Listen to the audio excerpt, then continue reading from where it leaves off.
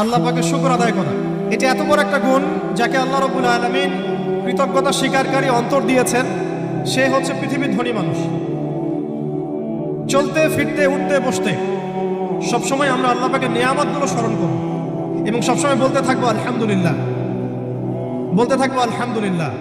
আল্লাহুম্মা লাকাল হামদ হামদান কাসীরান তাইয়িবান মুবারাকান ফীহি কামা ইয়ানবাগী লিজালালি ওয়াজহিক ওয়া আযীমি সুলতানিক।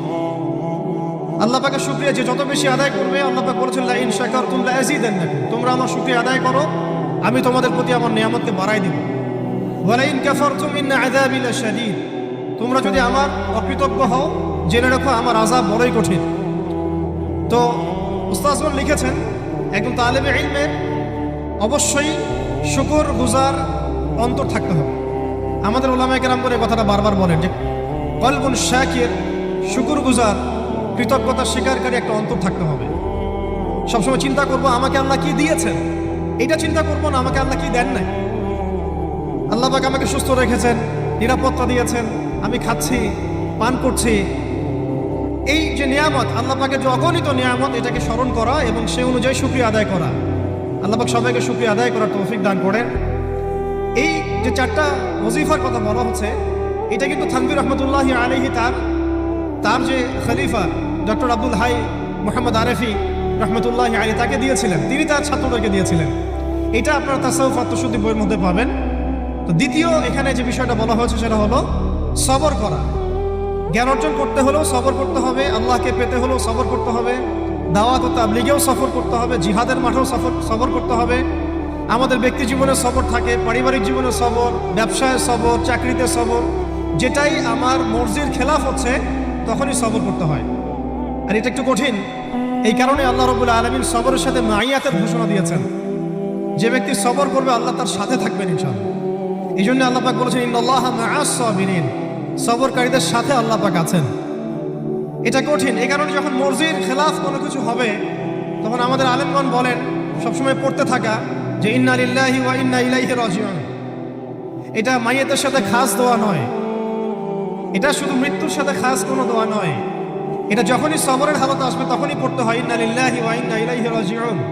কারণ উলাইকা আলাইহিম সালাওয়াতুম মির রাব্বিহিম ওয়া রাহমা ওয়া উলাইকা হুমুল মুহতাদুন, এটা হেদায়েত পাওয়ার মাধ্যমও বটে এবং তাদের সাথে আল্লাহ পাকের রহমত আছে। তো শুকরগুজার অন্তর এবং সবরকারী অন্তর আল্লাহ পাক সবাইকে নসিব করেন, আমিন। 3 নম্বরে উস্তাদগণ বলেছেন তওবা, বেশি বেশি তওবা করতে বলা হয়েছে। চলতে ফিরতে উঠতে বসতে সবসময় আমরা আস্তাগফিরুল্লাহ ওয়া আতুবু ইলাইহি পড়ার অভ্যাস করি। যে যত বেশি তওবা করবে তার হৃদয় তত পরিচ্ছন্ন হবে, গুনাহ মাফ হবে। পরিচ্ছন্ন কলবের মধ্যেই আল্লাহ পাকের নূর এবং মারিফত নাজিল হবে ইনশাআল্লাহ। অপরিচ্ছন্ন কলবের মধ্যে কিন্তু আল্লাহর নূর নাজিল হয় না। তাই উলামায়ে কেরাম বারবার অন্তত দিনে 100 বার আস্তাগফিরুল্লাহ ওয়া আতুবু ইলাইহি পড়তে বলেন।